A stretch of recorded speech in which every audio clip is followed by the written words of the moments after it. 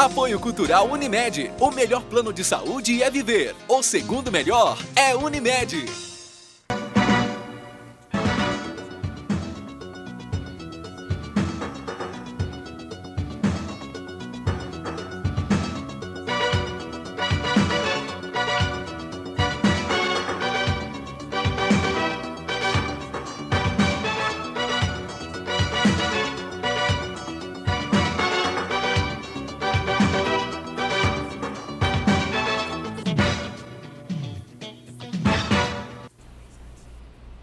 Olá, Ponto de Vista da Medicina está começando. E uma boa notícia aqui da medicina brasileira. A vacina contra o dengue, feita no Instituto Butantan de São Paulo, pelo professor Dr. Jorge Calil Filho, que é titular de imunologia da Universidade de São Paulo, revista New England, mostrando os resultados. Em 60% das pessoas, a vacina contra o dengue pode dar resultados bons naqueles que tiveram a doença. E ela protege contra os outros subtipos, tipo 3, 4, com 80% de proteção. Quer dizer que apenas em 20% das pessoas essa vacina pode não funcionar. Mas já é o prenúncio de um avanço da medicina, a medicina a serviço da humanidade. Uma história aqui, aparentemente, que não tem ou pode não ter nenhuma relação com a medicina. São Paulo, aquele que propagou a Igreja Católica, ele ia na estrada de Damasco, e de repente ele ficou cego, sem aparentemente nenhuma explicação. Teve uma cegueira e rezou, pediu ajuda, que se por acaso ele ficasse bom, tivesse a cura, ele ia propagar o cristianismo no mundo. No outro dia, ele começou a enxergar. Isso em medicina nós chamamos de amaurose fugaz. Amaurose, em grego, amauros, quer dizer obscurecimento, quer dizer, ele teve a visão obscura. E na realidade ele tinha uma doença, conhecida hoje como arterite temporal, que é um processo inflamatório da artéria. Então há uma dificuldade na chegada do sangue na retina e o indivíduo ele passa a enxergar porque aquilo é fugaz, é temporário. E é um diagnóstico muito importante em medicina de fazê-lo imediatamente. Mas para conversarmos aqui sobre isso e outros aspectos das doenças oculares, está comigo o Dr. Joaquim Pereira Paz, que é médico oftalmologista da Universidade Federal do Triângulo Mineiro. Bom dia, Joaquim. Bom dia, Dr. Hamid. Um prazer estar aqui. Obrigado pelo convite. Joaquim, esse é um fato histórico, muito importante.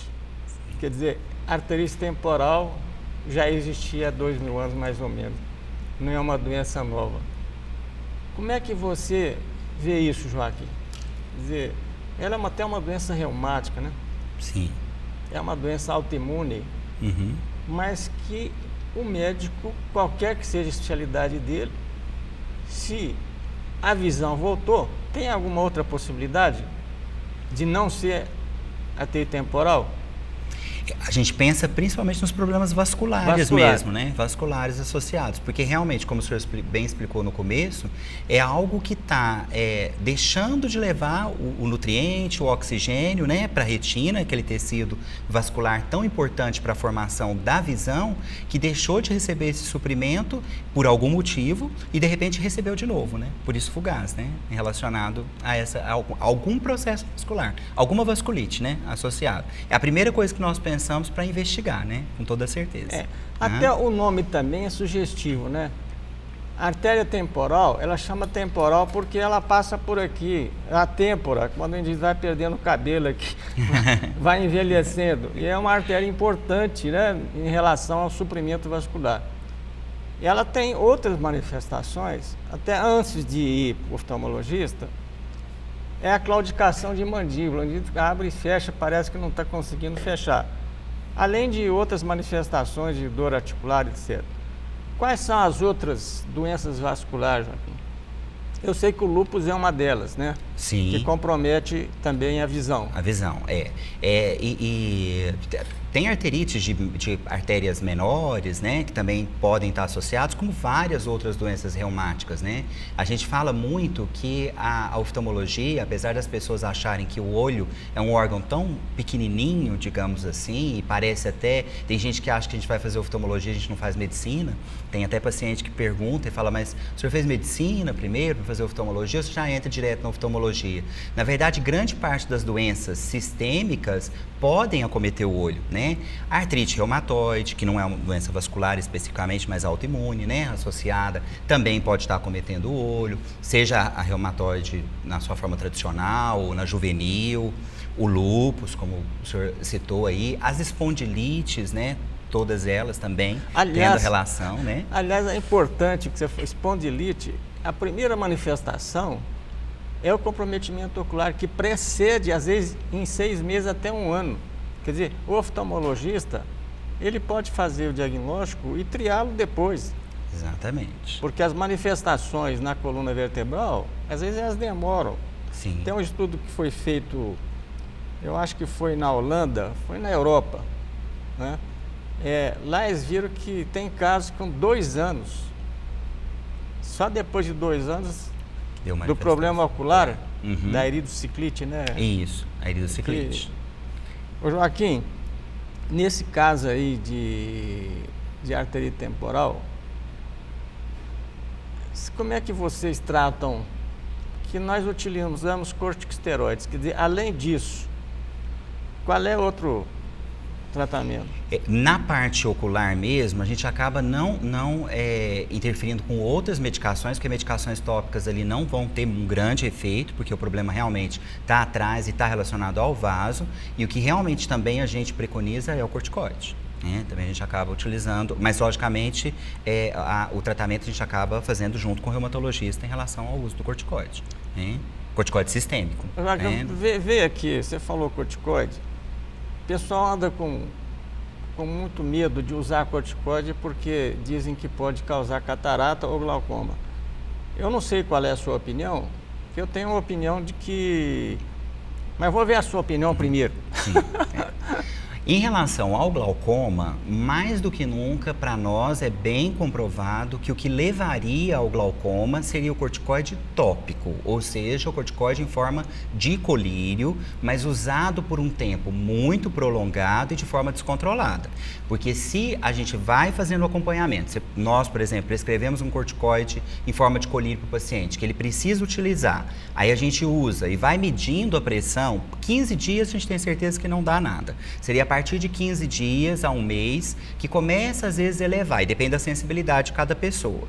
Agora, no que diz questão à catarata, o corticoide tomado por medicação, seja injeção, injetável ou oral, para ele levar uma catarata, seria um corticoide utilizado por um tempo muito prolongado e por dosagem muito alta. A gente não vê muito isso, as cataratas cortisônicas, por causa da utilização de medicação oral. Agora, o tópico, sim, o tópico também pode causar não só o glaucoma, como a catarata. Então, colírio pode.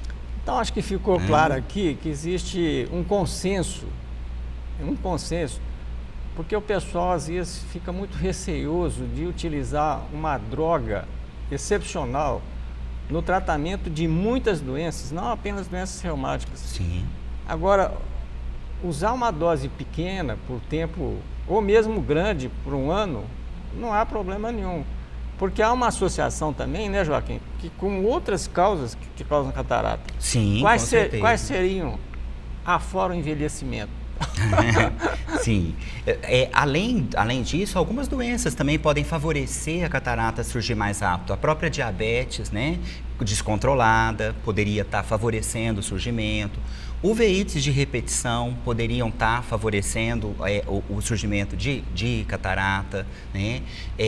Tem as cataratas congênitas, as cataratas que as crianças já nascem com essa catarata, traumatismos, né? Algum trauma especificamente no olho, aquelas pessoas que às vezes levam uma bolada no olho e não olham, não vão ver o que aconteceu, às vezes aquele próprio trauma pode ter levado com o passar do tempo ao surgimento de uma catarata.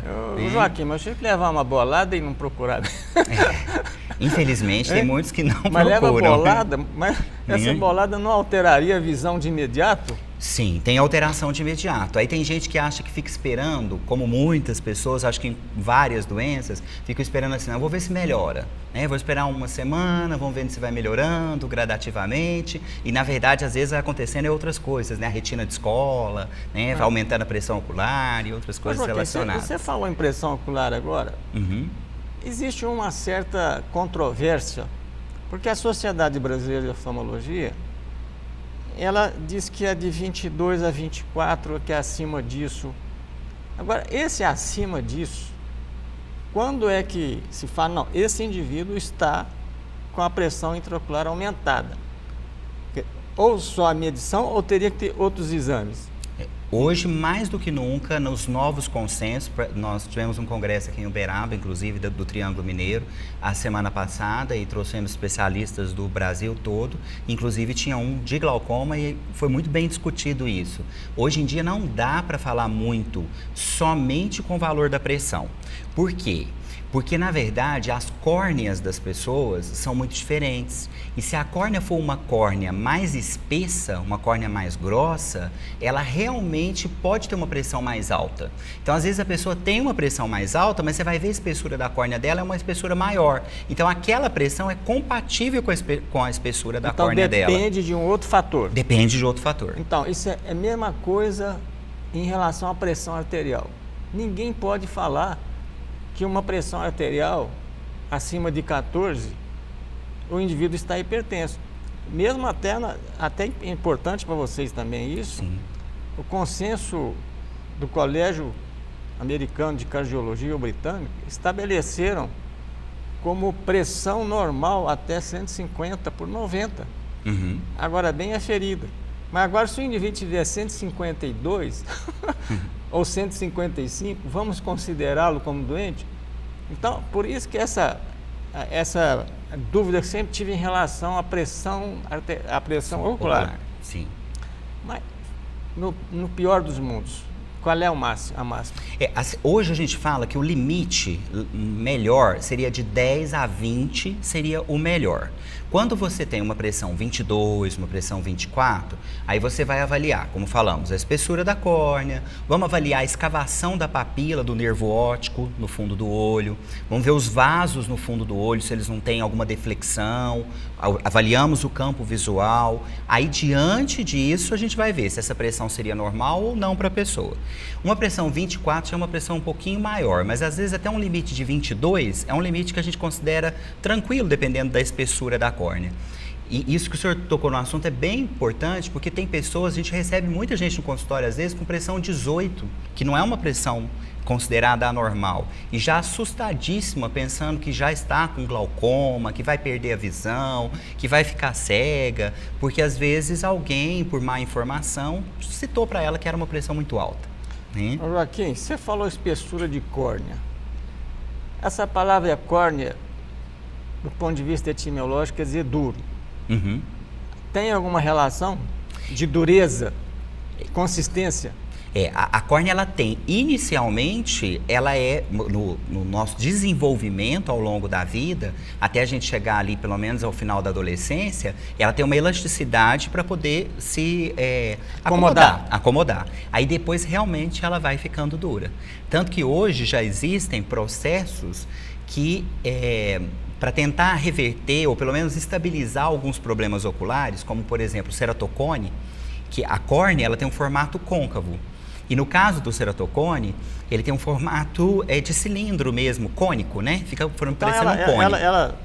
Isso, fica pontiaguda. Fica pontiaguda. Isso. Por isso que chama cone. Isso, exatamente. Mas essa é uma doença que tem ela é congênita ou tem algum componente nesse aspecto? Ela tem um componente hereditário. Tem um componente hereditário. E nesses casos, a gente hoje, uma técnica que pode ser utilizada, chama crosslinking, é uma técnica para envelhecer a córnea, para endurecê-la, para não deixar ela continuar crescendo dessa forma, tendo essa possibilidade de ficar pontiaguda. Então é uma forma de enrijecê-la, fazer com que ela fique rígida e não cresça mais pontiaguda. Joaquim, uma outra situação também relativamente importante são as uveites, que são várias etiologias, mas você vai me responder daqui 15 segundos. Certinho. Vamos ao intervalo, voltaremos em seguida.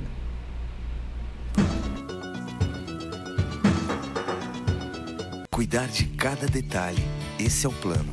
Transformar um sonho distante em seu próximo destino, esse é o plano. Cuidar hoje do amanhã, esse é o plano. Envelhecer sem ficar velho, esse é o plano.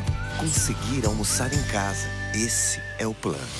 A Unimed sabe que seus planos são importantes para a sua vida e se cuidar é a maneira de você realizar cada um deles.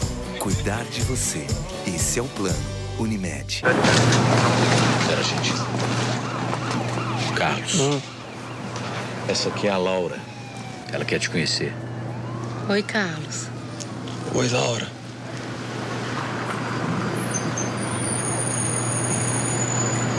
Vamos lá, pessoal.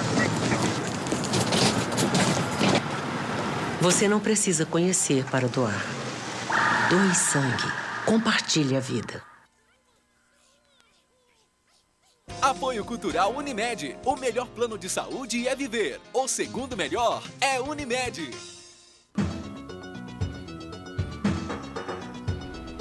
Estou conversando hoje com o Dr. Joaquim Pereira Paes, que é médico oftalmologista da Universidade Federal Triângulo Mineiro. Joaquim, nós paramos aqui numa interrogação das uveites. O que é úvea? Tem alguma coisa que ver com uva, com alguma coisa desse tipo? Qual é a conformação anatômica? Porque todas as palavras em medicina, elas têm um significado que às vezes, pelo menos, eu não saberia por que chama úvea. Porque retina eu sei por quê, que é uma rede de vaso. Isso, exatamente. O que é a úvea? A úvea, na verdade, são 3 estruturas em conjunto, né?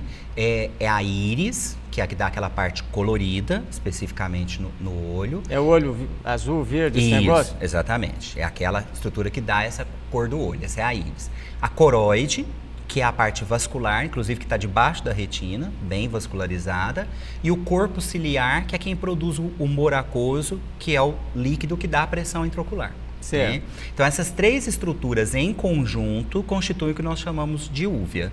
Se a gente associar as 3 estruturas, realmente elas vão lembrar um formato, porque você começa com a íris um pouquinho na frente, corpo ciliar atrás e a coroide atrás, formam um formato mais arredondado especificamente. Né? Eu não saberia falar para o senhor ao certo se veio daí, mas se a gente pensar, provavelmente sim, porque realmente tem um formato mais arredondado. Né? E por que as doenças reumáticas comprometem muito a úvea? Seria porque lá se processa um fenômeno autoimune por causa da riqueza em receptores? Até o olho, o olho diz que e o nariz, a maior concentração de receptores do sistema nervoso, de nervo, está nesses 2. Você falou, é uma coisa pequenininha, né, que você falou no começo. Sim. Será que a sua importância e as doenças que a provocam em decorrência de grande quantidade de receptores? Acredito que sim. Eu acho que os receptores e a vascularização, né? As duas coisas associadas, né? Tudo corre paralelo. Isso, exatamente. Tem uma doença, Joaquim, o chamado olho seco. Sim. O olho seco dói muito por causa da alta concentração de receptores ou não? Tem relação porque a córnea, o primeiro que é o olho seco. A córnea que é exatamente a maior concentração dentro do olho de receptores do sistema nervoso é na córnea. É na córnea, exatamente. Tanto que a gente comenta muito o ditado mineiro, né, das pessoas, que quando cai um cisco no olho, as pessoas têm mania de falar assim, cai um trem no meu olho, né? O trem. É o trem. De tanto que incomoda, o tanto que é uma coisa tão pequenininha, quando a gente tira, mostra no cotonete para a pessoa que tirou, fala, nossa, é tão pequenininho, mas dói tanto, incomoda tanto. Pelas terminações nervosas que estão na córnea, os receptores sensíveis que estão ali, né? Mas aqui em Minas Gerais, trem é tudo. Tudo é trem, é verdade. Tudo utiliza-se, né, a palavra trem. Tudo é o trem. Em relação ao olho seco, o olho seco, ele acontece por ou você não produz uma quantidade adequada de lágrima, ou você produz uma lágrima ineficiente, uma lágrima que evapora muito rápido, e a lágrima, ela tem função de nutrir a córnea, oxigenar a córnea, ajudar, né, nessa parte.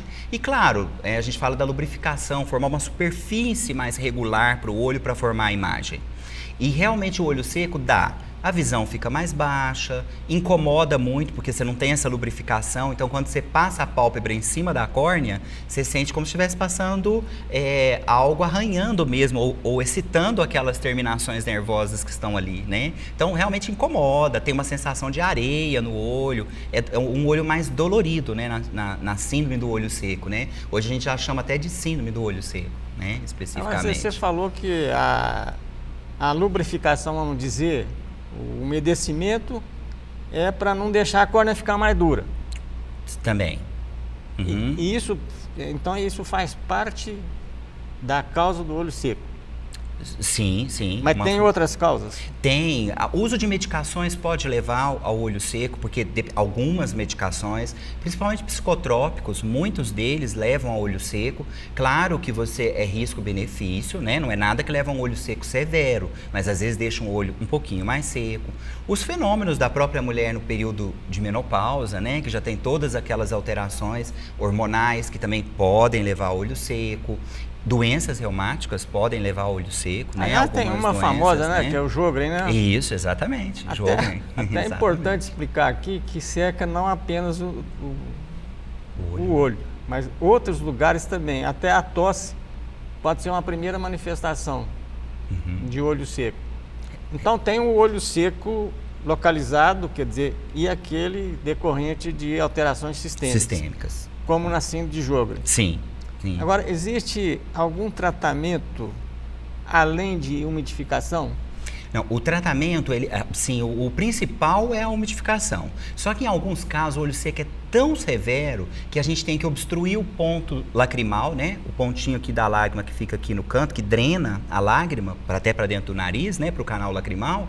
A gente tem que pegar, às vezes, é tão severo que você obstrui. Você tampa aquele pontinho. Tampa o pontinho. Pode ser de forma transitória, você coloca um silicone ali e depois tira, depois que aquele olho começa a melhorar, ou em alguns casos, infelizmente, não tem jeito mesmo, porque está formando úlceras no olho, aí você tem que fazer a obstrução permanente. O interessante é que uma das maiores características do olho seco, as pessoas ficam muitas vezes se questionando, é lacrimejamento. Aí a pessoa fala, como é que meu olho é seco se eu estou lacrimejando? Na verdade, você fica lacrimejando porque você está produzindo uma lágrima ruim. É o seu olho tentando reagir, tentando fazer com que haja uma boa produção de lágrima. Só que ele não consegue produzir uma lágrima boa, uma lágrima que fica no olho. A lágrima que escorre é aquela lágrima que não tem que ficar presa ali no olho, né? Que não tem uma qualidade de estar presa no olho. Aí começa a lacrimejar. Eu fiquei curioso agora. Tem lágrima boa e lágrima ruim? Tem lágrima boa e tem lágrima ruim. Pois é, mas essa lágrima boa é do ponto de vista químico da sua composição? Isso, é do ponto de vista químico. Então, exatamente. Pois é, mas qual é a diferença da química de uma e de outra? E de outra. Uma tem mais açúcar ou tal?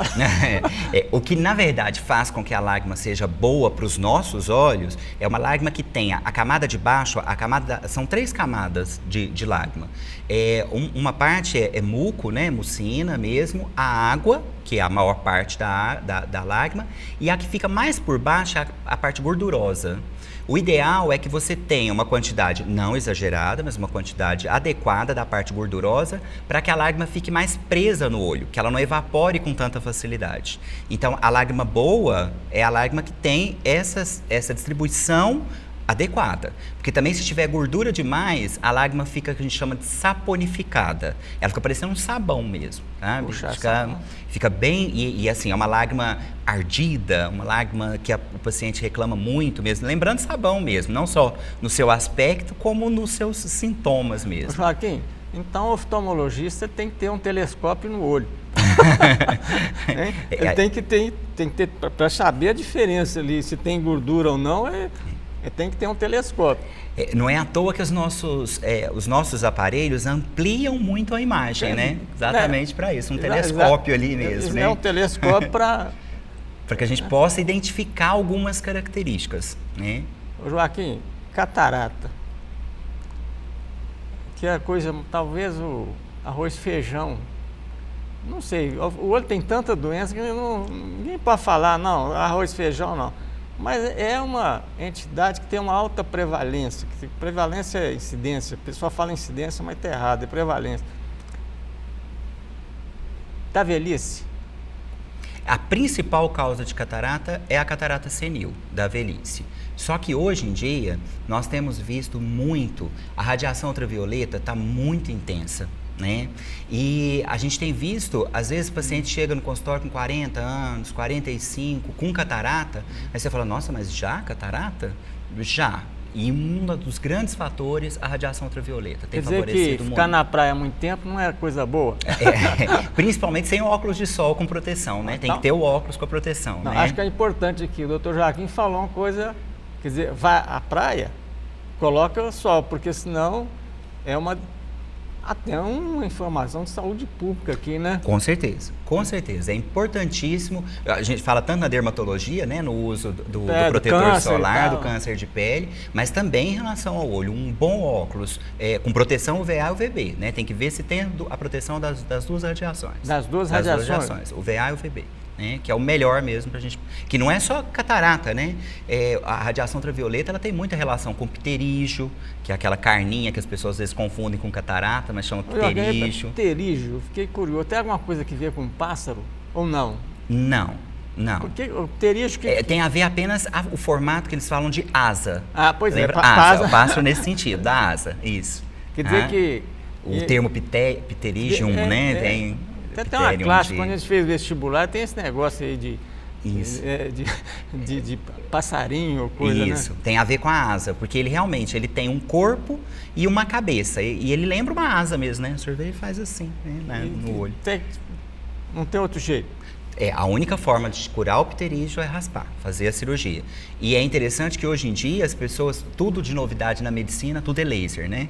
Então tudo as pessoas falam, é laser. Pterígio não se corrige com laser, não tem laser para o pterígio, porque ele realmente está aderido na córnea e na conjuntiva, a gente tem que raspar, tirá-lo. Não tem um laser específico para isso. Você tocou num assunto aqui, até, o laser é tudo que fala que laser é coisa de última geração.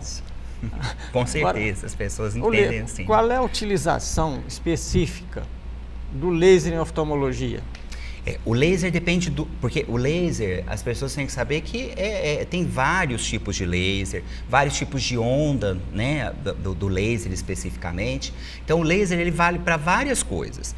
Tem laser, por exemplo, utilizado na retina para pegar aqueles vasos na diabetes, por exemplo, que está sangrando e obliterar aqueles vasos para que não haja mais aquele sangramento. É uma forma. Quando também está extravasando algum tipo de líquido, que está dando um edema na retina, também tem esse laser. Tem o laser para limpar, quando você faz a cirurgia de catarata, a catarata ela é uma opacificação da lente natural do olho que chama cristalino. Você tira aquela lente e coloca uma outra. E você coloca em cima de um saquinho, que chama cápsula. Essa cápsula que fica embaixo dessa lente, às vezes começa a ficar opaca, começa a sujar. Então a gente tem um outro tipo de laser que limpa essa cápsula. Existe o laser para corrigir os graus de miopia, hipermetropia, astigmatismo. Então é uma outra aplicação do laser também no olho, né? São as aplicações principais de laser. Quer dizer, pode utilizar o laser então na catarata? Pode utilizar o laser não para corrigir a catarata. Não, mas para corrigir, na verdade, depois que você fez a cirurgia. Depois que fez a cirurgia. Para fazer a limpeza. A limpeza, isso. A limpeza da cápsula, que a gente fala muito para o paciente, está fazendo a limpeza da lente, mas na verdade não é a lente que está suja, é em cima de onde a lente ficou. Né? Porque, na verdade, a catarata, eu falo muito assim para o paciente que é como se fosse assim, você pensa na sua mão, as duas mãos fechadas, aí aqui, quando você vai fazer a cirurgia, você abre essa parte, tira, aí você tira a catarata que está aqui e deixa essa parte de baixo. Quando você vai colocar a lente, você põe a lente aqui em cima. Quem suja é essa parte de baixo que está aqui. Você falou em catarata, evoluiu muito a cirurgia de catarata por causa da aparelhagem. Sim. E como é que fazia antigamente que o pessoal arrancava cristalino? Antigamente era bem difícil, porque você tinha que tirar isso tudo aqui que estava do olho, toda essa cápsula aqui, toda essa parte que eu falei, você tirava inteirinha.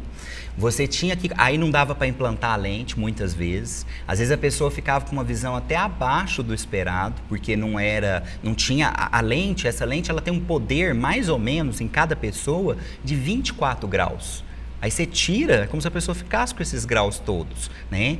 Implantava-se, às vezes, dependendo da pessoa, não implantava lente, ou implantava a lente na parte anterior do olho, ela ficava dolorida, tinha que ficar hospitalizado, né? Você fazia cirurgia de catarata, ficava 2, 3 dias no hospital, né? Essa técnica antiga, que a gente chamava de intracapsular, você tirava. Depois, ela evoluiu já com uma catarata que a gente chamava de extracapsular, que você colocava a lente, só que aí você dava muitos pontos. Você dava de 6 a 8 pontos, ponto mesmo, no olho. E hoje nós já temos a técnica que você entra com o aparelho, como o senhor bem disse, a evolução é do aparelho, né? Você entra com o aparelho que é um ultrassom, que as pessoas acham que é um laser, mas não é um laser, é um ultrassom, e que você come a catarata. O ultrassom suga a catarata, ele parece um aspirador. Aí você vai, ela vai sugando a catarata. Aí você faz uma abertura pequena. E as lentes hoje são dobráveis, né? Então você entra com ela dobrada e você coloca lá dentro. Então a abertura é mínima. Então você dá um ponto, ou às vezes você nem dá ponto. Então evoluiu assim, de uma forma muito grande. Agora, existem dois tipos de lentes. Uma do NPS e a outra do... Por que essa diferença? Por que não pode ser tudo igual?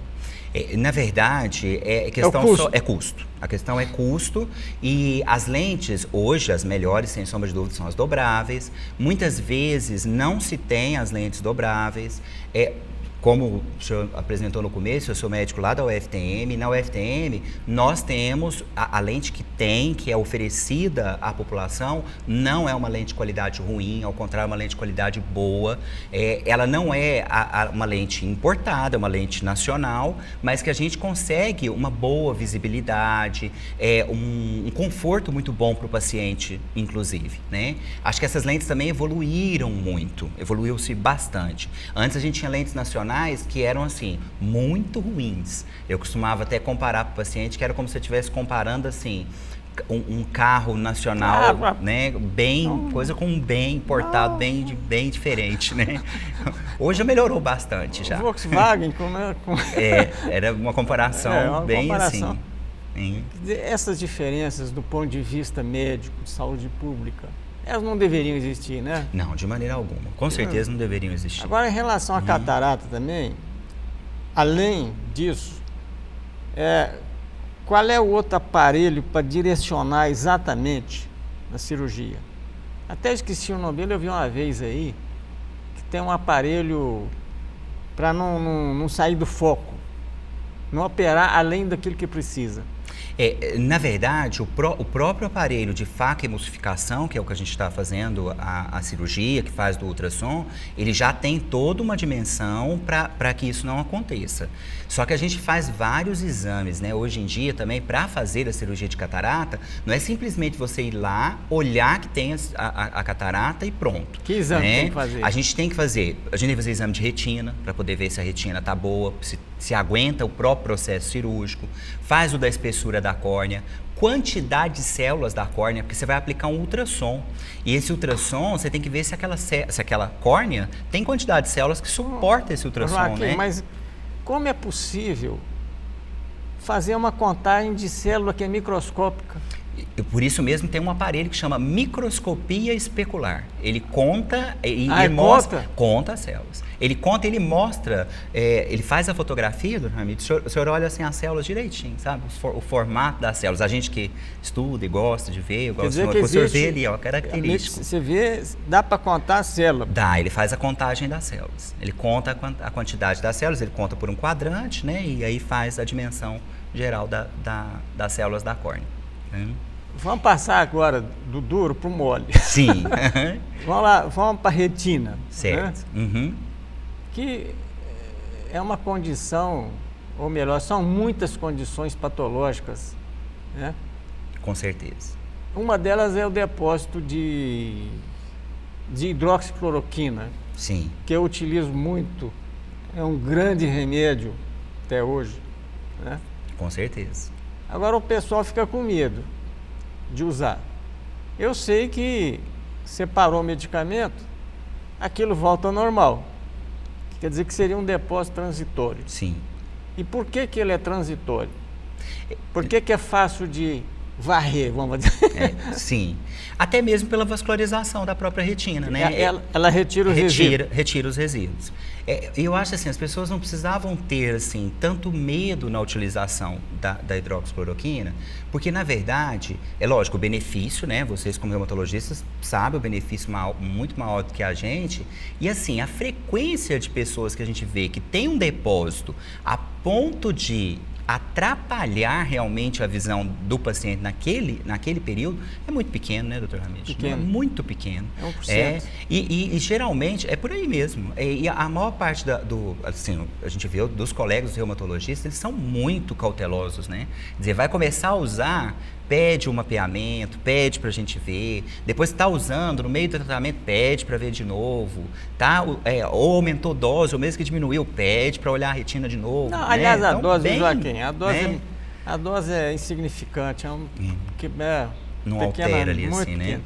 Agora, você falou em medicamento aqui, e a amiodarona, que é um antiarrítmico, Sim. extremamente eficaz, aquele depósito azulado que fica lá, ele dá algum problema? Ele pode dar depósito principalmente na córnea, e se ele der um depósito na área central da córnea, é mais difícil de limpar aquela parte ali específica, e aí ele pode começar a comprometer a visão. Mas isso também, assim, é uma utilização, como o senhor falou, é um antiarrítmico, então às vezes a maior parte das pessoas vão usá-lo o resto da vida. Né? Então também você tem que ver se está tendo um depósito importante, porque às vezes tem alguns depósitos no estroma da córnea, mas são estrias periféricas e que não estão causando nada de significativo. Né? Joaquim, quando é que se faz o diagnóstico do ponto de vista clínico, do jeito que toma amiodarona, falar, se ele tiver com a visão normal, enxergando bem, não está tendo problema? Não, provavelmente não está tendo problema nenhum. Porque até hoje não conseguiram descobrir uma droga para tratar a arritmia igual a amiodarona. É a melhor, né? Sem dúvida. Não, né? acho que tentaram ultimamente aí, mas não resolveu. Tentaram mudar, mas não... Tem medicamentos que não adianta. Você vê, o digitálico, né? O remédio tem a ver com o dedo, nós já explicamos aqui uma vez. Até hoje não existe outro para melhorar o coração do que o digital. Ainda na retina, Joaquim, quais são as outras doenças da retina?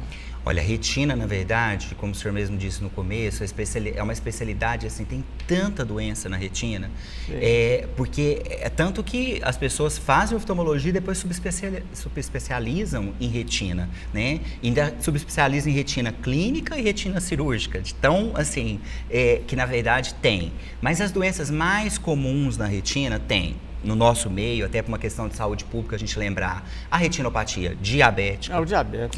Diabetes. É muito importante, né, doutor Ramiro? A diabetes é uma síndrome mesmo e a vasculopatia da diabetes envolve principalmente o olho ali levando com uma facilidade muito grande a cegueira, né? E tratar o diabetes é fundamental primeiro? Primeiro, tratar o diabetes. Não adianta a gente fazer nada se não tratar o diabetes, né? O diabetes é fundamental. Tem que tratar. Né? Não tem jeito. E tem outras doenças também, né, degenerativas da retina. No nosso meio, a gente tem muito aí as retinoses pigmentares, que são doenças relacionadas já à genética. tem a degeneração macular relacionada à idade, que é uma doença que tem muito no nosso meio e realmente tem a ver com a idade. Né? Mas só com a idade, Joaquim? Não tem outra causa precipitante? A degeneração macular relacionada à idade, ela tem uma condição genética envolvida, mas ela é relacionada realmente à idade. Por isso ela foi colocada como relacionada à idade. Joaquim, uma curiosidade que o pessoal pergunta para mim e para outras pessoas. Esse negócio de dar injeção no olho tem que ter uma precisão milimétrica. Com certeza. Isso é feito com microscópio? Como é que é? Na verdade é o microscópio que a gente tem, que pode ser feito, seja o microscópio no bloco cirúrgico ou o microscópio que você tem na sala, que chama lâmpada de fenda, que tem uma ampliação. Sem a ampliação a gente não consegue fazer mesmo, a gente precisa, porque como o senhor falou, é milimétrico. É tão milimétrico que a gente sabe, por exemplo, vai aplicar a injeção, eu quero atingir especificamente a retina em tal local. Eu sei quantos milímetros eu tenho que colocar, milímetros, do limbo, que é a parte de transição da parte colorida com a parte branca do olho, é tantos milímetros para cima, é tantos milímetros para baixo. Então, realmente é muito preciso, extremamente preciso. Então, o oftalmologista ele tem que ter uma visão de primeira.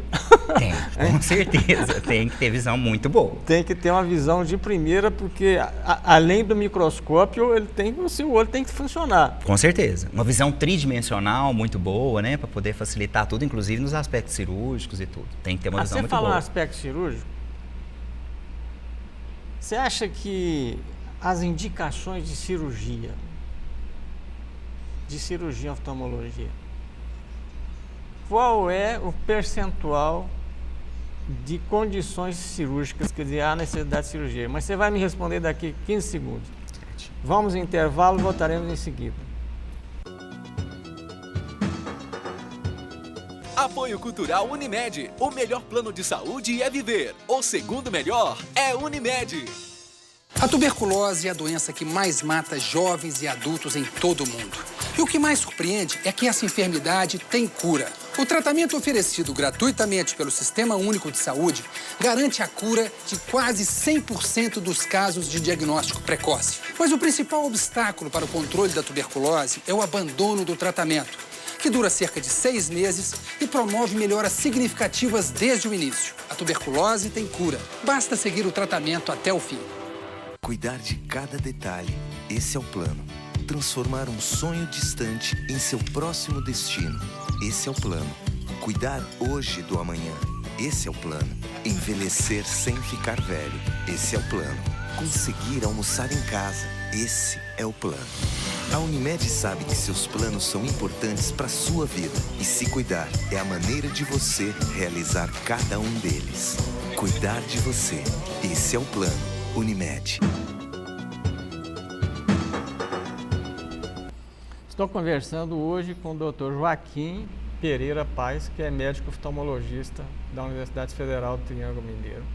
Nós estamos falando aqui, Joaquim, quais são as condições em que há realmente necessidade de cirurgia, visto que o olho é uma estrutura altamente inervada, vascularizada e, não falo o pior de tudo, não, pode coisa pequenininha. Sim. Então, como é que é? Primeiro cito, não pode ter hipertiroidismo, né? Não pode estar não pode tremer. Não, de jeito nenhum, com certeza não. Olha, realmente, às vezes as pessoas indicam, acho que não só na oftalmologia, como em diversas áreas da medicina, às vezes cirurgias num momento que talvez não fosse tão necessário ser feita a cirurgia. A gente, hoje, o maior volume cirúrgico de oftalmologia são em dois pontos. Primeiro, a própria catarata, que realmente, em algumas condições, não tem outra coisa a ser feita a não ser a cirurgia. Só que as pessoas não podem, assim, já está com catarata, está com uma visão boa ainda, só foi diagnosticado que tem catarata, já querer fazer cirurgia. Na verdade, tem que haver um certo comprometimento da visão.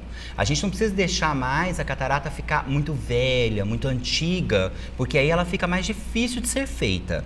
Mas também a gente não precisa que seja uma catarata tão inicial, que te está permitindo uma visão tão boa a gente chama de visão 20/20 com óculos. Tem pessoas que até sem óculos, né, estão enxergando bem. Esse 20/20 aí tá parecendo coisa de supermercado.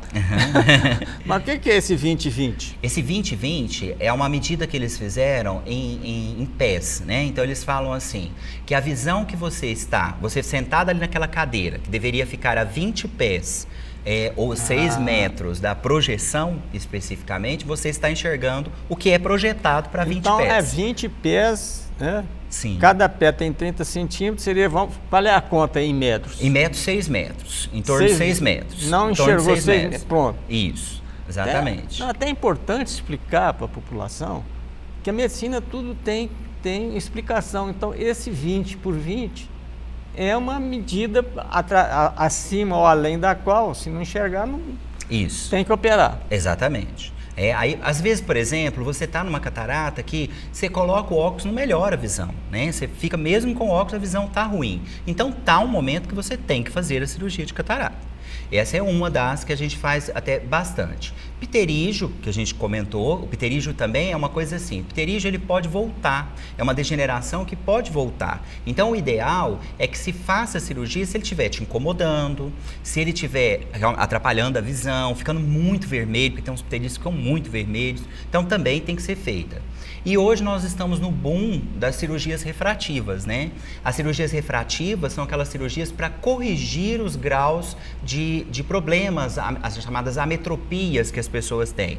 Miopia, astigmatismo, hipermetropia. As pessoas têm muita mania de pensar assim, eu quero fazer a cirurgia. Eu atendo muita criança, então chega muita criança assim, com 12 anos, está usando óculos, fala, eu quero fazer cirurgia porque eu não quero usar óculos. Não é indicado porque tem a idade para isso. A gente tem que esperar aquela córnea, que nós comentamos agora mesmo, parar de ter aquela elasticidade, parar de ter tanta modificação, né? Que só vai se processar depois dos 21. Né? E aí é variável. Então a primeira coisa que a gente vê para uma pessoa que quer fazer esse tipo de cirurgia é, seu grau está estável? A estabilidade é depois dos 21. Está estável, a gente vai ver se está estável, acompanhando esse exame, esse paciente. Está estável, nós vamos para a segunda etapa. Nós vamos pedir uma série de exames pré-operatórios.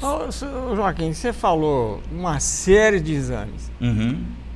Em outras áreas, a gente pedir muitos exames, eu tenho muita desconfiança. Uhum.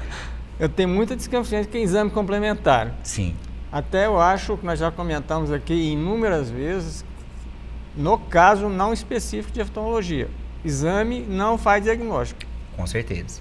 Esses exames não são para diagnóstico. Esses exames são exatamente para... Controle evolutivo. Exatamente. Para a gente ver e principalmente, por exemplo, nós fazemos um mapeamento de retina. A pessoa que é míope, a retina tende a ser uma retina mais fina. E aí, de repente, na periferia, ela pode ter algum rasgãozinho que na hora que a gente vai fazer a cirurgia, pode fazer com que esse pequeno buraquinho, que era um rasgão que não causava nada para a pessoa, ele rasgue em definitivo e a retina descolhe. Então, a gente precisa, por uma questão de não ter problema, a gente precisa ver a espessura posterior da córnea, para ver se não tem nenhuma predisposição ao ceratocone, aquele que a gente tinha comentado.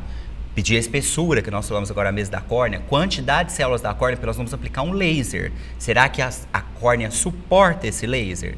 Eu preciso saber a espessura, porque eu vou cortar a córnea. Então, eu tenho que saber o limite do meu corte e se ele suporta esse corte para ser feito. Né? Então, são todos exames nesse sentido, não para diagnóstico. Eles são especificamente para que a gente veja se aquela córnea suporta a cirurgia. Tem gente que acha que só porque o grau estabilizou, pronto, acabei e vou fazer cirurgia. Não é assim. Hoje, na verdade, para ser bem sincero com o senhor, de 10 pacientes que chegam no consultório querendo fazer cirurgia, pelo menos 6 não fazem. Não fazem porque você contraindicou. Contraindiquei. Porque se fosse pela vontade deles... Pela vontade todos fariam. Mas é pela contraindicação mesmo. Só em relação a essa cirurgia de miopia, que tem riscos. Tem riscos. Sim. Esse risco decorre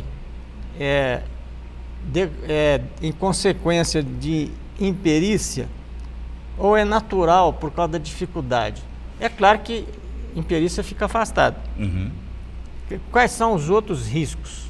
Eu acho que o maior risco que a gente vê hoje de problemas relacionados a essa cirurgia é exatamente a má indicação. A má indicação. A má indicação. sabe? Isso é muito discutido e provado, tem trabalho científico. A maior parte dos problemas que aconteceram com essa cirurgia foi exatamente má indicação. Sabe? Então, as diretrizes da Sociedade Brasileira de Oftalmologia, no caso da miopia, são rigorosas? São rigorosas. São rigorosos. Nós temos o que pode, o que não pode. Tem até uma tabelinha que foi colocada pela Sociedade Americana que coloca direitinho assim, se a pessoa tiver isso, aí dá nota, igual a gente faz para Glasgow, né? Então lá tem 0 a 2, aí vai colocando a pontuação. E aí tem o paciente propício a operar, não, paciente alto risco, médio risco. Alto risco, tudo qual é de alto característico. risco? Miopias muito altas, né, tem um risco maior, eu falo altas, principalmente acima de 8, o risco é maior, né? Pessoas que têm alguma coisa relacionada na retina, que tenham na família história de ceratocone, porque às vezes a pessoa não tem, mas tem uma córnea meio suspeita, aí você vai descobrir, não, mas meu pai tem ceratocone, meu irmão tem ceratocone, então sua tendência é muito grande a isso, então são pessoas de alto risco. Para a cirurgia. As pessoas às vezes também, não que sejam pessoas de alto risco, mas pessoas depois dos 40, às vezes querem fazer a cirurgia, só que elas esquecem que depois dos 40 tem o problema da presbiopia, né? Da vista cansada, que é a doença do braço curto, né? Vista cansada e outros cansaços também. Também aparecem, né? E a pessoa às vezes não quer fazer e ela corrige o grau de longe. Ela às vezes era míope, corrigiu o grau de longe, mas logo de imediato começa com o grau de perto. Ah, mas agora vou ter que usar óculos. Vai, porque tem o problema da presbiopia. Joaquim, em medicina tem muito placebo. Uhum. Em medicina geral, especificamente de oftalmologia, você acha que esses ômega 3, ômega 4, esses, né, funciona alguma coisa? Esses remédios aí, você acha que funciona ou é placebo? Óleo de linhaça. Uhum.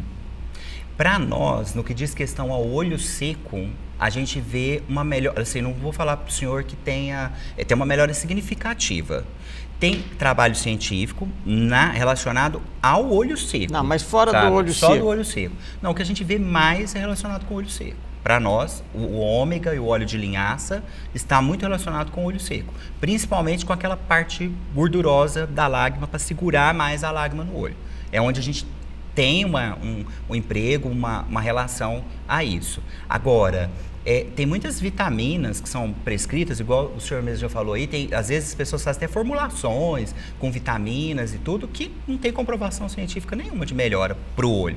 Seriam placebos mesmo, acho que não é apenas para o olho, Joaquim, porque vitamina, o sujeito não precisa, principalmente vitamina de laboratório, de remédio, a nutrição, o sujeito vai se alimenta da melhor forma.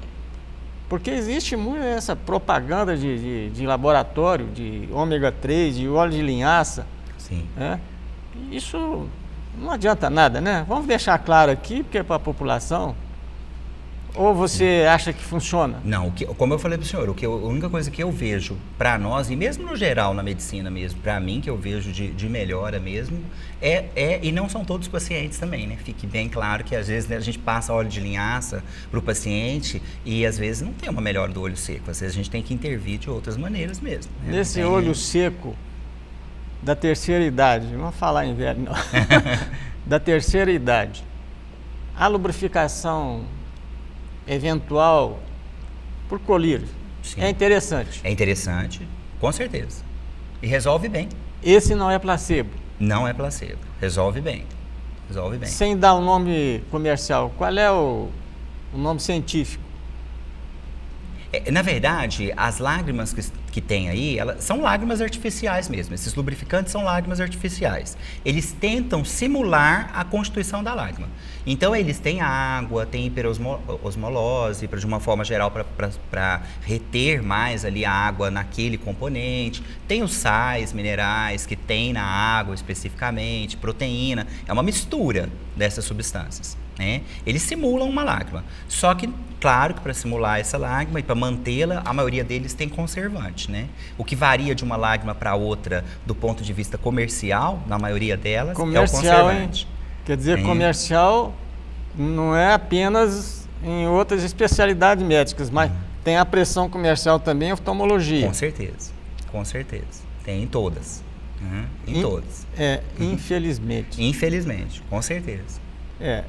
O recado que a gente deixa aqui, principalmente para a população, que propaganda de remédio na imprensa leiga, televisão, etc., é um perigo. O médico tem que opinar primeiro. Nesse aspecto, Joaquim, com 60 segundos, quais são os conselhos que você daria para a população? No geral, para essa parte. Geral. Olha, em oftalmologia, assim, olha, lembrem sempre que o olho é a nossa maior comunicação dos nossos órgãos sensoriais com o mundo. Então, faça o possível para a sua saúde ocular. Não use colírios sem prescrição médica e é nenhum deles, no que diz questão à nossa parte. Por quê? Muitos deles têm corticoide, nós discutimos o corticoide, antibióticos que selecionam bactérias, né? Fazem a coisa que não tem necessidade, aí nós temos que entrar com antibióticos cada vez mais potentes para olho, nós já estamos em gerações assim, altas para isso, então acho que não tem necessidade. Use o protetor solar, o óculos, né, de proteção de radiação ultravioleta, o VA e o VB, não deixe de usar, não é por uma questão estética, é uma questão de proteção mesmo, né? Consulte o oftalmologista, pelo menos uma vez por ano. Não pense que a questão é só óculos, as pessoas têm a mania de comprar óculos no camelô, experimentando o óculos e colocando. A questão não é só a visão com óculos, você precisa saber se você não tem outros problemas. Discutimos tantos problemas gerais que podem afetar o olho. Então a gente pode fazer diagnóstico, inclusive, de outras especialidades, encaminhar para essas outras especialidades, né? Cuidar bastante da sua saúde ocular. Joaquim, muito obrigado aqui pela entrevista. Imagina, eu acho que foi de grande valia para a saúde pública. Imagina. Que bom. Até o próximo Ponto de Vista Medicina, na próxima quinta-feira. Até lá.